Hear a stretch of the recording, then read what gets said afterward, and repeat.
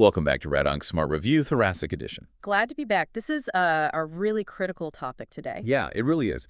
Today we are talking about that exact moment when a beautiful, perfect theoretical treatment plan it collides with the messy, moving, breathing reality of a human body. Right, the reality of the clinic. Exactly. Because, the multidisciplinary tumor board is already met, the medical oncologist is on board, the thoracic surgeon has weighed in, and the decision is locked. Hands are shaken. Hands are shaken. Your patient is proceeding with definitive concurrent chemoradiation. But our job is honestly just beginning. Yeah, that conceptual strategy is easy compared to the physical execution. This is where the heaviest lifting in thoracic oncology actually happens. I mean, we have to convert a staging story into a physical geometric map, one that is safe, reproducible, and can actually survive the physiological chaos of a patient going through 5 to 6 weeks of concurrent therapy. And that transition going from a conceptual agreement to a physical reality on the treatment table, that's where most of the critical errors occur. Oh, absolutely. The core discipline we have to maintain here is basically a constant three-way balancing act. First, you have to treat the disease that is truly at risk. Right, the biological risk. Exactly. Second, you have to protect the cardiopulmonary anatomy because that dictates the patient's long-term survival and quality of life. And third, you have to build enough geometric robustness into your delivery model. Because what works on day 1 might not work on day 20. Precisely. The highly modulated dose you sign off on during day 1 has to still be hitting the intended targets in week 5 when, the patient's anatomy, weight, and breathing baseline have all fundamentally shifted. Which all sounds completely rational until you actually sit down at the contouring workstation in a busy clinic, right? Right. Then the reality hits. You pull up the scans, and you immediately see where these definitive stage 3 plans start to break down. I mean, we see the pitfalls constantly in peer review. Oh, all the time. Planners using the wrong imaging time point. Yes. Or a benign nodal station getting treated electively by mistake, inflating the lung dose. Or a malignant node that melted away after a cycle of induction chemo just somehow getting completely forgotten. Like it never existed. Yeah. Or you see a heavily automated expansion margin just running right through the myocardium or the pericardial space. Right. Without anyone stepping back and asking, could microscopic disease actually be living in that space? Or are we just letting the software draw circles? Because the software will always draw a perfect circle if you let it. Always. But the classic trap is a plan that produces this beautifully sculpted dose-volume histogram, a DVH, that meets every single constraint on paper but completely fails the patient in the room. Because the target moves, right? Right. It moves with respiration and isn't being covered. Yeah. Or the plan is optimized so aggressively to spare the esophagus that the target volume has morphed into this bizarre concave sliver. And that sliver has zero chance of covering the tumor under daily setup variations. Exactly. The mechanics of avoiding these pitfalls require a really deliberate step-by-step workflow. So let's anchor this entire discussion to a specific, highly realistic clinical scenario. We're going to build this plan from the ground up for you, the listener. I like it. Let's hear the case. Okay, you're looking at a patient with biopsy-proven non-small cell lung cancer. They're staged clinically as stage 3 under the new AJCC version 9 staging system. Okay, stage 3. And they are slated for definitive concurrent chemoradiation. Now, here is the reality at your workstation. You're facing 4 specific diagnostic and geometric challenges. It's never easy, is it? Never. First, the primary lung tumor is centrally located, partly obscured by a large wedge of atelectatic collapsed lung, and it moves significantly with their breathing. That's a classic headache right there. Second, the pretreatment PTCT shows bulky ipsilateral mediastinal nodal disease. Okay, standard. Third, and here's the tricky part, there is one additional highly PET-avid mediastinal node. Let's call it a low paratracheal node. Okay. It underwent EBUS sampling. The EBUS result came back negative for malignancy, but the pathologist noted in the fine print that it was a limited sample. Oh, that is a trap waiting to spring. And finally, on your planning CT, this entire mediastinal target complex is sitting dangerously flush against the esophagus and the heart. Yeah, that case is the absolute definition of diagnostic muddy waters, which, let's be honest, is the reality of our daily practice. It really is. The underlying question of whether to treat definitively is settled, but now the questions are purely physical. What specific microscopic anatomy must get 60 gray? What tissue can safely remain outside the field? How do we decouple the motion of that primary tumor from the normal tissue? Right. And what anatomical landmarks are the therapists actually matching to each day at the console? Exactly. So before we even open the contouring workspace or put this patient on the simulation table, we have to establish the pre-treatment disease map. You have to know what you're treating based on the full clinical history, Right. not just what happens to be bright or bulky on the scan you got this morning. Right. Every single target volume you create must possess a clear provenance. Provenance, yes.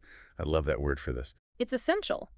Provenance means you can point to the specific imaging study, the exact pathology report, or the documented multidisciplinary reasoning that justifies why that specific contour exists. Right. If you're drawing a circle around a node and you can't explicitly explain why it's there, you're likely slipping into comprehensive elective nodal irradiation. Masquerading as involved field treatment, yes. And on the flip side, if you can't explain why a previously bulky PT-avid node is absent from your volume, you're looking at a catastrophic geographic miss. Exactly. So let's apply that standard of provenance directly to our case anchor, specifically that equivocal low paratracheal node. Okay, yeah. We have a bright PT-avid node. The pulmonologist went in with the EBS, took a sample, and the pathology came back negative, but the report says limited sample. Right. So I'm going to look at this from the perspective of an exhausted clinician staring at a constraint sheet that is just flashing red at me. I've been there. If the EBUS says negative, and that node is sitting right against the esophagus, preventing me from meeting my mean heart dose and my esophageal constraints, why wouldn't I just take the clinical win? It's tempting. Right.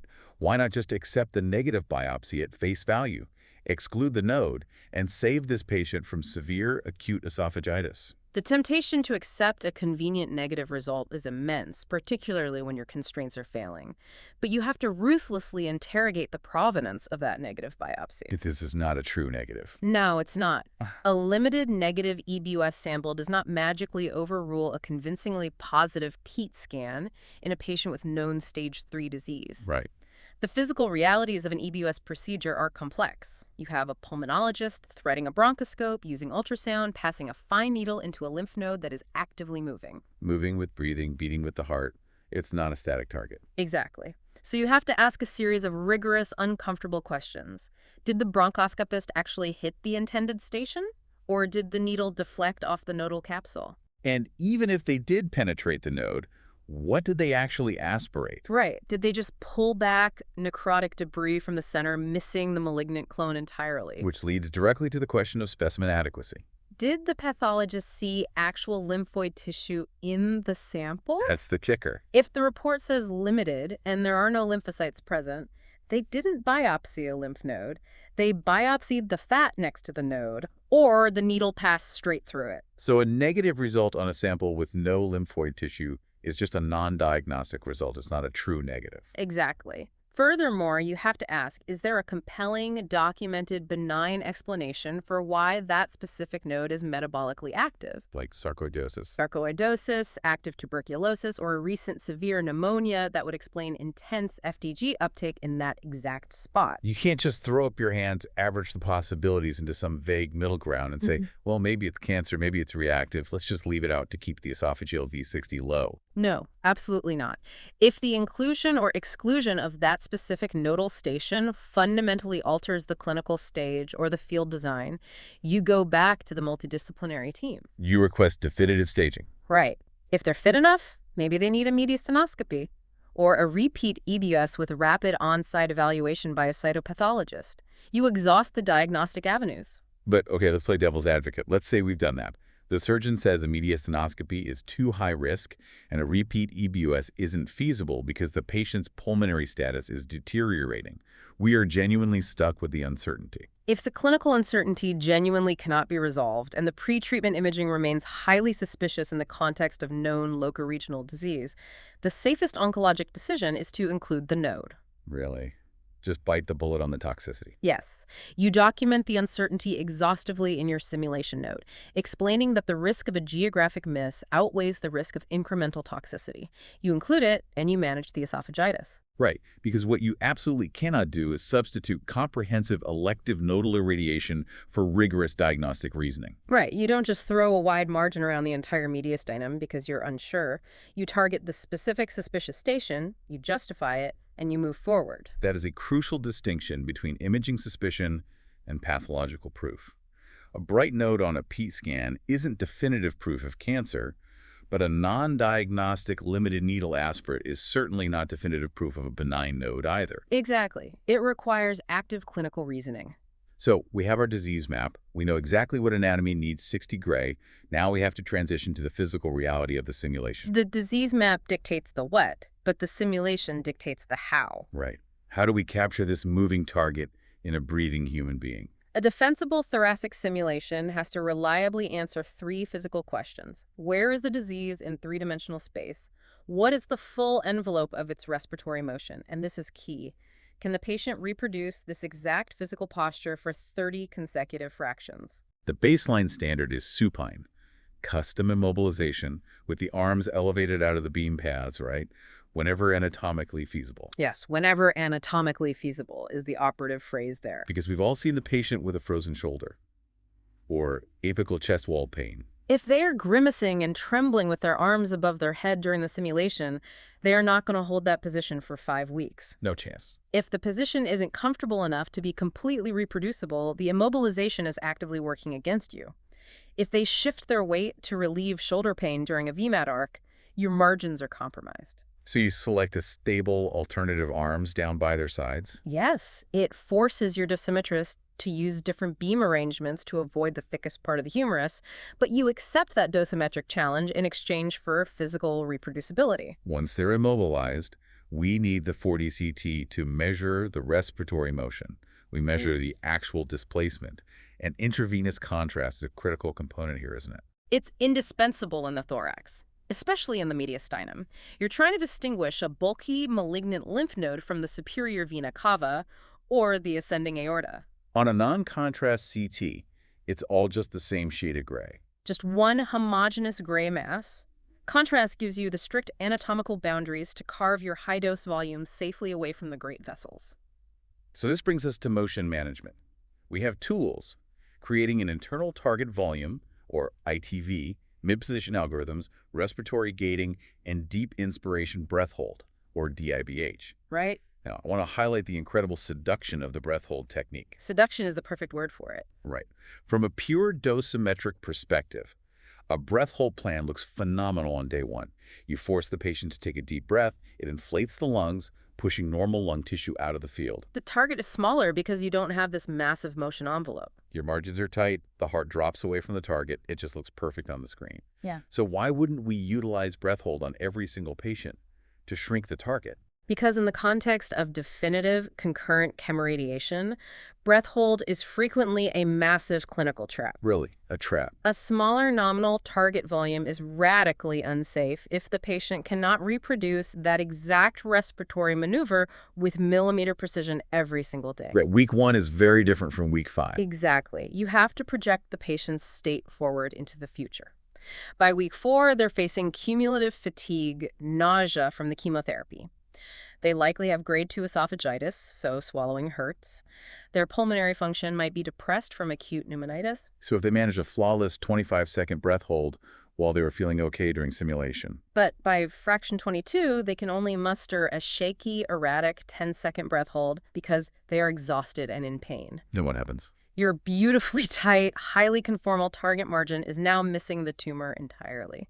The tumor is dropping out of the high-dose region. Reproducibility supersedes a pristine day 1 DVH. The correct plan is the one the patient can physically tolerate on their worst day, not just their best day. Exactly. If the respiratory motion is modest, an ITV built from a free-breathing 4D CT is infinitely more robust. Okay, let's talk about the image fusion process. Another area where clinicians get lured into a false sense of security. I like to call it one-click confidence. Oh, the auto-fuse button. You load the PT-CT, hit autofuse, the images snap together, the system says successful registration, and you just assume you're ready to contour. That assumption is incredibly dangerous. The PCT and the planning CT are required to answer fundamentally different clinical questions. The PDT is for biological mapping. And the simulation CT is for precise geometric reality. When that PET was acquired weeks ago, it was likely on a curved diagnostic tabletop, not a flat indexing one. The arms were likely in a different position. They were breathing differently. The tumor itself might have proliferated since then, or the atelectatic lung might have shifted. I have an analogy for this that I think clarifies the danger perfectly. I call it the spine alignment trap. Okay, let's hear it. Relying on an automated, rigid registration without checking the local soft tissue is like aligning a patient based strictly on their vertebral bodies, completely ignoring that they've twisted their torso, shifted their shoulders, and taken a deep breath. The skeleton matches perfectly, sure. The algorithm tells you it's a flawless match because the spine looks perfect. But because the lungs have inflated and deformed, the primary tumor is sitting 3 centimeters away in a different zip code. That analogy is spot on. A single rigid fusion might align the vertebrae flawlessly while completely misaligning the primary lung lesion. Right. Or you might adjust it to align the primary tumor perfectly, but you artificially shift the mediastinal lymph nodes into the wrong space, maybe pushing them into the esophagus. So the fusion isn't just a static, one-time global event. Not at all. You must visually and manually verify the registration based on the specific anatomical region you are contouring at that exact moment. So if I'm contouring the primary tumor, I prioritize the local anatomical relationships over a global bony match. Precisely. And when you move on to contouring the mediastinal nodal stations, you frequently need to manually shift the registration to prioritize the carina, the aorta, and the specific nodal basins. The fusion is dynamic. It has to be. The software should facilitate your clinical judgment, not overwrite it. And we also have to recognize when a scan is simply too old to fuse. If the patient has had systemic therapy or their symptoms change dramatically, you have to pause and ask if you need a new PET or contrast CT before locking in the geometry. Yeah, absolutely. Which leads us to translating that biological map into target volumes. Let's define the alphabet soup here because these acronyms are not synonyms, and treating them like they are leads to geometric misses. The terminology is foundational. You have the GTVP, or primary gross tumor volume. This represents the visible macroscopic primary disease on your current planning CT. The keyword being current. Right. And the GTVN is the nodal gross tumor volume, what is currently gross visible nodal disease. What you can physically see today, not a month ago. Exactly. Then you have the CTV, the clinical target volume. This addresses the microscopic biological risk. It encompasses regions around the gross tumors where microscopic extensions are likely to exist. And it also covers initially involved nodal regions that remain at risk. Yes. Next is the ITV, or internal target volume. This is purely physical. It encompasses the full physiologic motion envelope of the CTV that we captured on the 4D CT. It ensures the target stays in the volume regardless of the respiratory phase. Right. And finally, the PTV, the planning target volume. This accounts for residual mechanical, setup, and delivery uncertainties in the room itself. Okay, let's apply this framework to a massive oral board trap, and a trap in clinical practice, honestly. Handling induction or systemic therapy changes. This is a classic one. Let's say we have a patient with a bulky, unequivocally positive subcarinal lymph node on the pretreatment PTT-CT. It's 3 centimeters, glowing bright. But they get a cycle of induction chemo. And now you're looking at the simulation CT, and that node is radiographically normal. It shrank down to 7 millimeters. How do you construct your volumes around that? The faulty intuitive conclusion is that because it shrank and looks normal, the disease is gone, so you can just erase it from your target. Just wipe it off the map. You absolutely cannot do that. The station is no longer macroscopically visible, so you do not label it as current GTVN. Right, because physically it's not a 3 centimeter mass anymore. Exactly. However, the anatomical region it previously occupied remains at an extremely high risk for microscopic disease. The chemocytor reduced the bulk, but it has not sterilized the field. So that initially involved region must remain in the CTV. Completely encompassed within the CTV. Yeah. If you omit it, you are actively converting a highly successful biological response into a guaranteed geographic miss. Right. But conversely, you also must not falsely label that 7 millimeter node as current GTV. Right, because if you do, the computer will apply incorrect density assumptions, and your dosimetrist will struggle unnecessarily to meet constraints based on a mass that physically no longer exists. So you target only current gross disease for GTV and cover the original footprint with the CTV. Exactly. Okay, let's return to the case anchor. The primary tumor is partially obscured by a wedge of atelectatic collapsed lung tissue. This is incredibly common and endlessly frustrating at the contouring station. Oh, it's the worst. On a non-contrast CT, the tumor and the collapsed lung just merge into one massive gray silhouette. So how do we draw an accurate GTV when we can't see the boundary? You have to synthesize multiple data streams. You can't just rely on an automatic Hounsfield unit subtraction rule. You use the pretreatment PET to identify the hypermetabolic core. Because the tumor will be intensely avid, but the collapsed lung will just have lower background uptake. Right. You also use the contrast-enhanced planning CT to look for differential enhancement patterns. And crucially, you pull the bronchoscopy report. Right. If the pulmonologist noted it's completely obstructing the right upper lobe bronchus, you have a fixed anchor point for the proximal extent. Exactly. But what happens when you synthesize all of that, and you still honestly cannot definitively distinguish where the invasive tumor ends and the collapsed lung begins? When you reach the limit of diagnostic resolution, you must state that uncertainty explicitly. You might need to call the radiologist or the pulmonologist. What you can't do is pretend you know exactly where it is just because you drew a smooth line on the screen. A smooth contour does not equal an accurate contour. If the uncertainty persists, you document it, and you may need to use a slightly more generous target expansion in that ambiguous region to guarantee you aren't underdosing gross disease. Let's transition to the expansions themselves, the CTV and PTV margins. We established involved field treatment as the modern standard. But how do we biologically and physically expand these volumes? The CTV margin, typically 5 to 8 millimeters depending on the protocol, is designed to encompass the microscopic spread radiating outward from the gross tumor. But these aren't blind isotropic geometric shells, right? You don't just type 8 millimeters and hit enter. No, you have to manually edit that expansion to respect impenetrable anatomic barriers. Microscopic lung cancer does not typically invade straight through an intact vertebral body. Or cross the pericardial space into the lumen of an uninvolved great vessel. Right. So you pull the CTV off the bone, you pull it out of the heart chambers while preserving the continuous soft tissue routes of microscopic spread. You do not allow the algorithm to dump dose into the myocardium just because it grew a circle. And then we have the PTV margin, which is the final physical buffer. Right, accounting for daily setup variations, mechanical tolerances, and your specific image guidance protocol. Let me advocate again for the planner trying to make a difficult plan work. I've drawn my volumes, added my standard 5 millimeter PTV margin.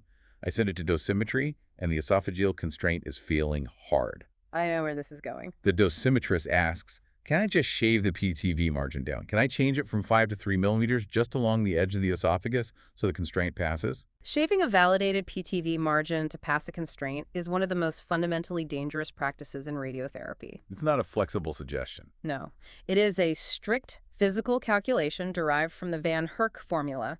It's tied directly to your physical motion management strategy, your image guidance frequency, and your institution's measured setup errors. So if your data says a 5 millimeter margin is required to guarantee the disease is in the beam 95% of the time, shrinking that margin to 3 millimeters is not a compromise.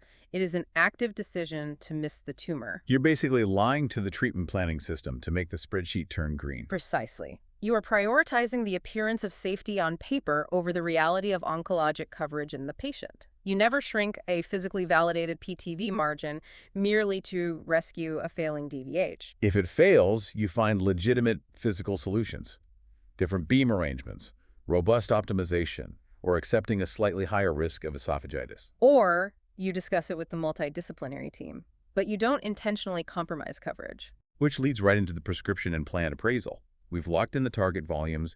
Now we have to evaluate the actual dose of radiation we're prescribing and the collateral damage to normal organs. Right. For a stage 3 patient getting definitive chemoradiation, the globally defensible standard prescription is 60 gray in standard 2 gray daily fractions. And this is anchored by the RTOG 0617 trial, right? Mm-hmm. We need to dive into this because for a long time the logic was if 60 gray cures some, 74 gray must cure more. It made intuitive sense to push the dose higher. But 0617 proved that assumption catastrophically wrong. Because they randomized patients to standard 60 gray versus high-dose 74 gray. With the expectation that 74 gray would improve survival, the reality was the exact opposite. Uniform dose escalation to 74 gray did not improve local control, and it was associated with a statistically significant decrease in overall survival. The patients getting the higher dose actually died faster. Yes. The pathophysiology of that failure is complex. Some think it was the extended overall treatment time allowing tumor repopulation. Others point to severe pulmonary toxicity or fatal esophagitis leading to malnutrition. And there was a dosimetric analysis too, right, regarding the heart? Yes, it revealed a stark correlation between the volume of the heart receiving high doses and overall survival. The cardiac toxicity from the 74 gray arm was substantial. Plus, the geometric argument planners might have shaved margins to meet constraints at that higher dose, missing the tumor entirely. Exactly. Regardless of the exact mechanism, the board-level conclusion is absolute. Uniform dose escalation above 60 gray is not clinically superior and is potentially harmful. Stick to the 60 gray standard. Okay, so the dose is prescribed, dosimetry runs the plan. What is the cardinal rule of plan appraisal? The absolute cardinal rule: do not start your evaluation by looking at the dose volume histogram. Do not look at the DVH curves first. But it's so tempting. Just check the constraint numbers and see if it passes. But the DVH is just an aggregate statistical summary. It strips away the spatial and geometric reality. A flawless histogram cannot tell you that the wrong PT-CT registration was used. Or that your ITV was built around a cardiac artifact instead of real respiratory motion. Right. It can't show you a subtle cold strip of underdosing right at the edge of the moving tumor. You have to evaluate the plan spatially, layer by layer, scrolling through the actual physical slices. Let's lay out that spatial methodology. You check it from the inside out.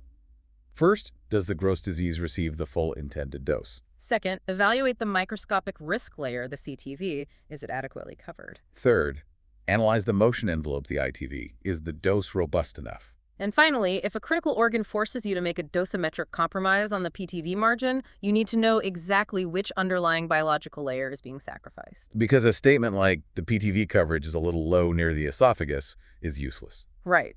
Are you underdosing the setup margin, which is a calculated risk, or are you actively underdosing the gross tumor itself, guaranteeing a recurrence? The DVH won't tell you the difference. No, it won't. Let's apply this spatial thinking to the normal organs. We have to separate critical structures into serial organs versus distributed organs. Let's start with the spinal cord, a classic serial structure. A serial organ operates like a chain. If a single link breaks, the whole chain fails.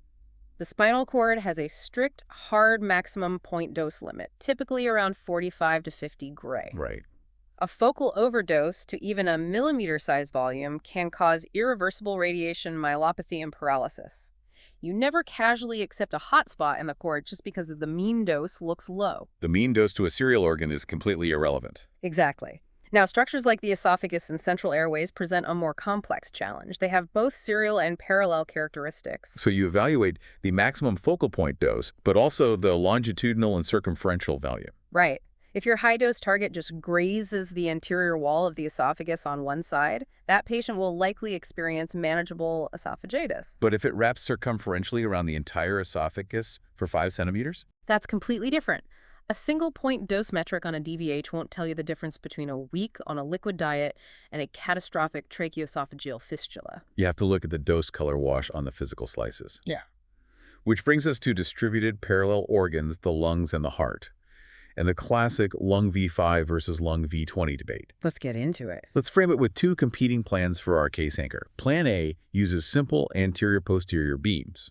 It gives a beautifully low lung V5, very little low-dose bath, but it shoots straight through the chest. So the lung V20, the mean lung dose, and the intermediate dose to the heart are all significantly higher. Yeah. Plan B uses highly modulated VMAT or IMRT arcs. It sweeps around the patient, creating a much larger low-dose radiation bath, so the lung V5 percentage goes way up. But by modulating, it lowers the high-dose lung V20, lowers the mean lung dose, and cars the dose away from the heart. Which plan do you clinically approve? Plan B. The clinical reasoning and the accumulated data strongly favor Plan B.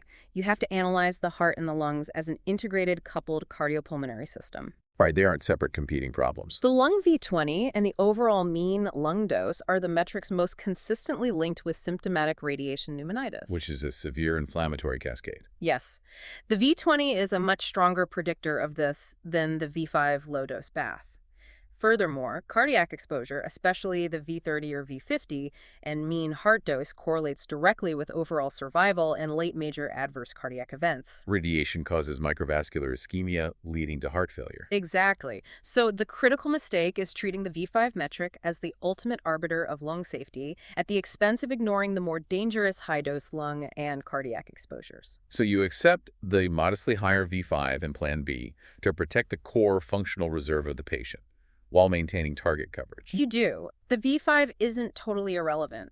It can contribute to fatigue, but you cannot let it override meaningful reductions in high-dose lung and heart exposure. So Plan B is approved, and the patient goes to the linear accelerator. This is the final frontier: image guidance, delivery reality, and adaptation. The most elegant plan in the world is useless if the machine can't match it to the patient's anatomy on day 20. Daily volumetric image guidance, cone beam CT, is the absolute minimum standard. But acquiring the image is only half the battle. The instructions you write for the therapist must be explicit. Writing a generic directive like match to chest anatomy is an unacceptable, frankly dangerous abdication of clinical responsibility. Because it transfers a highly complex geometric decision to the therapists who are under immense time pressure. You're basically saying, here's a moving target, here's a stable target, figure it out. Right. Think about our case anchor: a primary lung tumor actively moving, and a mediastinal node that is stable. If they shift the table to center the moving primary tumor, the stable node might shift right out of its PTV margin and into a cold spot. And if they match strictly to the mediastinal node, the moving primary tumor shifts out of its motion envelope and gets underdosed. So the image guidance directive has to explicitly prioritize the anatomical match. Prioritize alignment to the primary tumor ITV, but explicitly verify that the mediastinal node remains completely within the 95% acidose line. And you have to define the exact physical threshold that retires them to stop the machine and call you to the console. Which leads to adaptive triggers. Mid-treatment changes require predefined triggers before fraction 1 is ever delivered. I think the best way to categorize these triggers is a short mnemonic. I use the acronym TEAM. T-E-A-M. Tumor, effusion, atelectasis, mismatch. Let's break those down. T is for tumor regression. If there is substantial rapid shrinkage of the primary mass. Say a 5-centimeter mass shrinks to 2 centimeters by week 3. The high dose volume might be hitting what you intended, or normal structures might have shifted into the vacated space. Right. E is for effusion, a new or enlarging pleural effusion. A pleural effusion replaces air-filled lung with dense fluid. And radiation beams penetrate fluid very differently than air. Exactly. The radiological path length changes drastically. If a liter of fluid fills the space, your initial dosimetric model, which assumed the beam was traveling through air, is instantly invalidated. A is for atelectasis. Yeah. What if the radiation shrinks the tumor, the blocked airway opens up, and the collapsed lung rapidly re-expands? That causes a massive, unpredictable shift in the entire mediastinal geometry. The primary tumor moves, nodal stations shift, the heart is displaced, your plan is broken, you must stop and adapt. And finally, M for mismatch.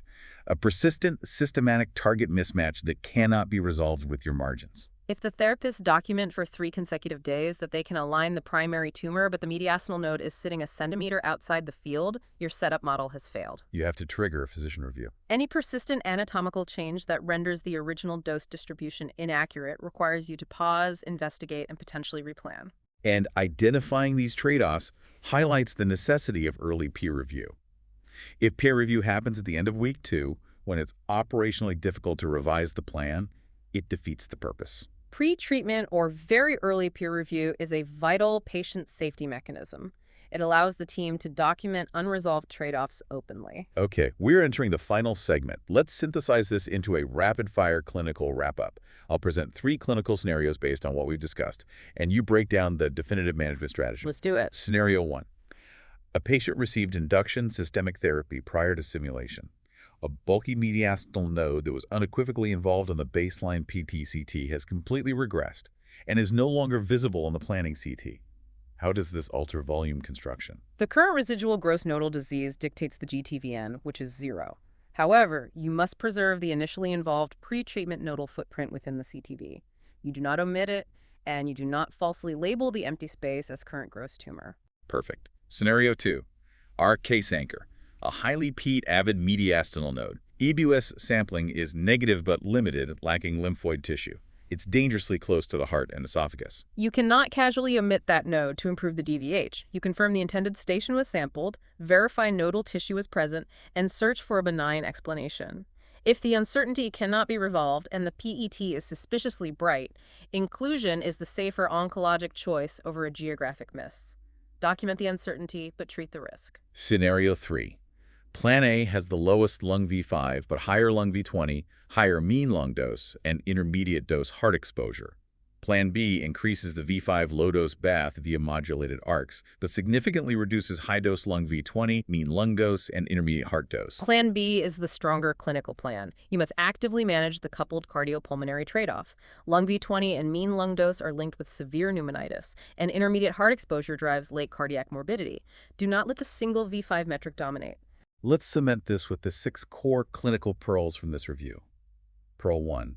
Always begin with a documented pre-treatment disease map. Do not rely solely on the simulation scan. Pearl 2. Current visible disease defines gross tumor volumes, but initially involved anatomical regions must remain in the clinical target volume. A radiographic response to induction does not equal biological erasure. Pearl 3. Involved field treatment is the established default. Comprehensive elective mediastinal irradiation is obsolete and never a substitute for rigorous staging. Pearl 4. A negative but limited needle sample does not automatically overrule a convincingly PT-positive nodal station. Investigate the adequacy of the sample. Pearl 5. A definitive prescription of 60 Gray and standard 2 Gray fractions is evidence-based. Uniform dose escalation to 74 Gray is not justified and is potentially detrimental. And Pearl 6. Define CTV expansions logically based on anatomical barriers. Tie PTV margins to physical motion and image guidance data. Evaluate the heart and lung as an integrated system, and utilize daily adaptive triggers. That brings us to the most important part. Patient counseling. When you are sitting face-to-face with the patient, how do you translate this highly complex geometric calculus into a conversation they can understand? It has to be direct and stripped of jargon. You say, we are actively targeting the visible lung cancer and the specific lymph nodes suspected to be involved, rather than just blasting your entire chest. We use a specialized breathing scan because your tumor physically moves, and we will take images every day because things shift. Right. This plan is a careful balance, maximizing cancer control while managing the risks of severe inflammation to your lung tissue, acute irritation to your esophagus that will affect swallowing, and long-term effects on your heart. And that conversation has to be individualized, right? Yeah. A pristine plan means something different to a patient with severe baseline COPD compared to someone with normal lung function. Precisely. Our geometric planning doesn't eliminate the risk of toxicity. It meticulously defines the exact risk profile the clinical team will manage for the rest of that patient's life. Which leaves us with a final provocative thought for the listener. A definitive Stage 3 thoracic plan isn't merely a collection of brightly colored lines on a screen. And it's not a statistical constraint checklist to satisfy an algorithm. No, it's a rigorous chain of clinical reasoning. The goal of all this technology, the 40 CTs, the deformable fusions, isn't to hide our uncertainty inside the software. The goal is to confront it, document it openly, and manage it physically in the clinic. That is the essence of thoracic radiation oncology. A resident can recite target volume definitions, but a master can explain exactly why every volume exists biologically, what physiological trade-off was accepted, how the therapist will verify it, and what precise anatomical finding would force the team to stop the machine and adapt. Get show notes and complete practice oral boards at radonsmartlearn.com and subscribe for our next episode. Thanks for tuning in.